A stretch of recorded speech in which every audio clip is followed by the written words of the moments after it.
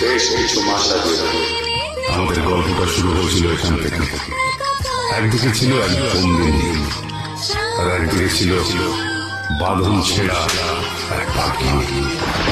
এক বৃষ্টি হওয়ার রাতে এই দুই আলাদা পৃথিবীর দুটি মেয়ে ঘর ছাড়া দেখা হলো তাদের। কেউ কাউকে চিনত না, জানত না, তবু দুজন দুজনের ভাব পাল্টাপাল্টি করলো তাদের জায়গা, নাম বদলে গেল তাদের পৃথিবী। বস্তিতে এসে আঁকড়ে পেল এক অন্য জীবনের স্বাদ, যে জীবন ভালোবাসায় জোড়া। আর চিনি পেল ঈর্ষা, হিংসা আর যন্ত্রণায় সাজানো এক জীবন। এখানে তারা খুঁজে পেল তাদের মনের মানুষকে, যারা একেবারে ওদের বিপরীত। অনেকটা তেলে আর জলে জোর করে মিশিয়ে দেওয়া হলো। কিন্তু গল্প তো শুধু সমতল পথের ভালোবাসার না, থাকে অনেক আঁকা বাঁকা গলি পথ।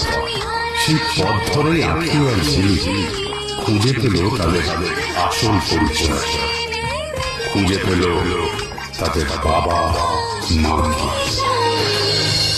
সাত সমুদ্র পেরিয়ে আজ আমরা আমাদের যাত্রা শেষ করলাম, ভালোবাসার যাত্রা।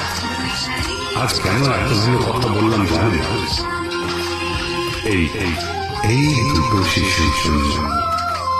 ওদেরও জানা দরকার দুই শালিকের মানে কি।